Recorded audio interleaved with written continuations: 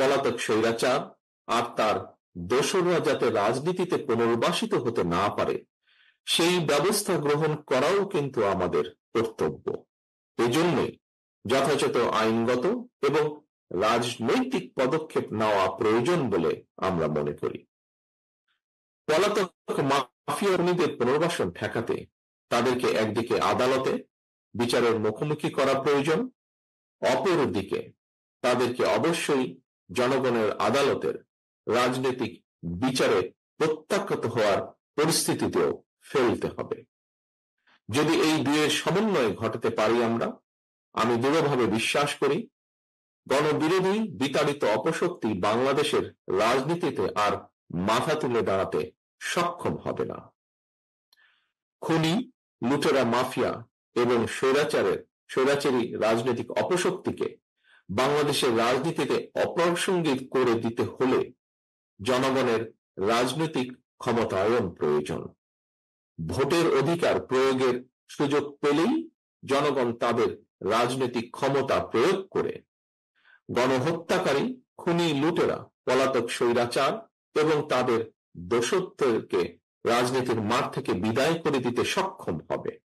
এ কারণেই বিএনপি মনে করে সংস্কার কার্যক্রমের পাশাপাশি একটি যৌক্তিক সময়ের মধ্যে অবাধ, সুষ্ঠু, নিরপেক্ষ নির্বাচন অনুষ্ঠান অবশ্যই প্রয়োজন। রাষ্ট্রপতি, প্রধানমন্ত্রী কিংবা রাজনৈতিক নেতা, শ্রমজীবী, কর্মজীবী অথবা চাকরিজীবী, বেকার কিংবা উদ্যোক্তা, বাড়িওয়ালা কিংবা ভাড়াটিয়া, মুসলমান কিংবা হিন্দু, প্রতিটি নাগরিকের জন্যই আমাদের সংবিধানে একটি বৈষম্যহীন অধিকার রয়েছে। এবং কি সেটি হলো ভোটের অধিকার।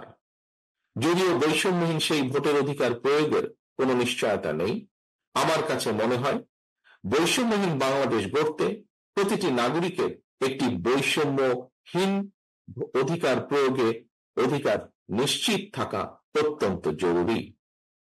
প্রতিটি নাগরিকের জীবনে একমাত্র বৈষম্যহীন অধিকার তথা ভোটের অধিকার প্রয়োগের মাধ্যমে নাগরিকেরা যার যার পছন্দের প্রতিনিধি নির্বাচন কিংবা অপছন্দের প্রতিনিধিকে প্রত্যাখ্যান করার সুযোগ তৈরি হবে।